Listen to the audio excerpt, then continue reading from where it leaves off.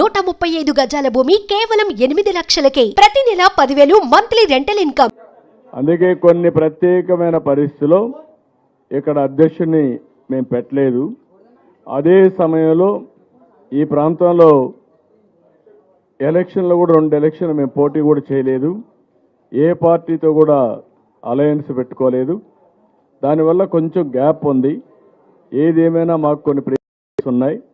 ఆ రోజు ఉండే ప్రత్యేకమైన పరిస్థితుల్లో ఆంధ్రప్రదేశ్లో కాన్సన్ట్రేట్ చేయాలనుకున్నాం, చేశాం. మీరే చూశారు రిజల్ట్స్ అన్ని. ఇప్పుడు ఇక్కడ అందరూ అడిగేది ఏంటంటే ఇక్కడ కూడా పార్టీ ఉండాలని చెప్పి అడుగుతున్నారు. దానికి ఏం చేయాలో in course of time decide చేస్తాను.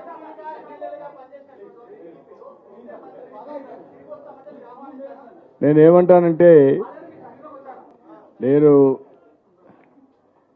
ఇక్కడ మీరు గుర్తుపెట్టుకోవాల్సింది ఊహాజనితమైన క్వశ్చన్స్కి ఆన్సర్ చేయడం కరెక్ట్ కాదు. మీరందరూ కూడా నన్ను 40 ఏళ్ళు చూశారు, కలిసి పనిచేశారు. ఓసారి సమాధానం కూడా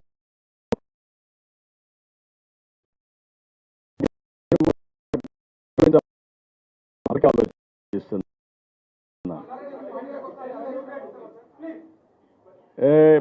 ప్రకాష్, నేనేమంటానంటే ముందే దానికి వర్తిస్తుంది. ఊహాజనితమైన క్వశ్చన్ సమాధానం ఉండదని. కాబట్టి ఇమాజినరీ క్వశ్చన్స్ వద్దు. అందుకే నేను ఒకటే చెప్తాను మీ అందరికీ, ఏం చేయాలి, ఎట్లా చేయాలి, పార్టీని ఎట్లా బలోపేతం చేయాలి, ప్రజలకు పార్టీని, కార్యకర్తలకు పార్టీని అందుబాటులో ఎట్లా పెట్టాలని ఆలోచిస్తున్నా. ఇన్ కోర్స్ ఆఫ్ టైం మీకు క్లారిటీ ఇస్తాను. ఏం రే ఏమండి ఇంత ఇప్పుడు నాకేంటంటే నేను తెలుగుదేశం పార్టీ మీరు గుర్తుపెట్టుకోవాల్సింది మొట్టమొదటి నుంచి కూడా తెలుగు జాతి కోసం నిరంతరం పనిచేసిన పార్టీ తెలుగుదేశం పార్టీ. ఆ రోజు హైదరాబాద్ నగరాన్ని ప్రపంచ పట్టణంలో పెట్టడానికి విశ్వ ప్రయత్నాలు చేశాం. ఒక మంచి ఎకో సిస్టమ్ క్రియేట్ చేశాం. ఇక్కడ వచ్చిన ముఖ్యమంత్రులందరూ కూడా రాజశేఖర్ రెడ్డి మొదలుకొని రేవంత్ రెడ్డి గారి వరకు ఎవరు డెస్ట్రాయ్ చేయలేదు ఎకో సిస్టాన్ని. అదే మాదిరిగా మేము ఆ రోజు చేసిన పనులు ఆటో పైలట్లో ఉన్నాయి. ఈ ప్రజానికానికి మంచి జరిగింది. దానికి నేను సంతోషపడుతున్నాను.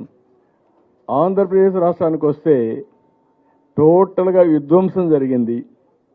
నా టైంలో నేను 4వసారి ముఖ్యమంత్రిని, 4th టైం ముఖ్యమంత్రి అయితే మొత్తం అక్కడ చూస్తామంటే నాకే అర్థం కావడం లేదు. బ్రాండ్ ఇమేజ్ దెబ్బతినింది, అప్పుల పాలైపోయాం, ప్రతి ఒక్క వ్యవస్థ విధ్వంసం అయింది. మళ్ళీ రీబిల్డ్ చేయాలి. అలాంటి సందర్భంలో అక్కడ రీబిల్డ్ చేయాలి, ఇక్కడ మనోభావాలు గౌరవించాలి. రెండూ జరగాలి. Wheel work it out. ఆ అమ్మాయికి ఒకసారి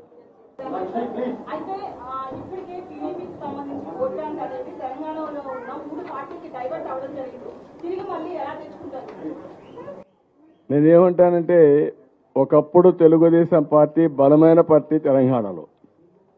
తెలుగుదేశం పార్టీ తర్వాతనే వేరే పార్టీలు ఉండేటివి. బలమైన నాయకత్వం కూడా. కొన్ని కారణాల వల్ల ఇక్కడ బలహీనమయ్యాం, కొన్ని ఇబ్బందులు వచ్చాయి. ఏది ఏమైనా అధికారం లేకుంటే ముఖ్యం అయి కాకుండా ప్రజల మనోభావాల ప్రకారం తెలుగు జాతి కోసం పనిచేయాలని నా ఆలోచన. దాని ప్రకారం పనిచేస్తాం. పరిస్థితులు సుమన్ టీవీలో మీ పర్సనల్ అండ్ బిజినెస్ ప్రమోషన్స్ కోసం కింది నెంబర్కి కాంటాక్ట్ చేయండి.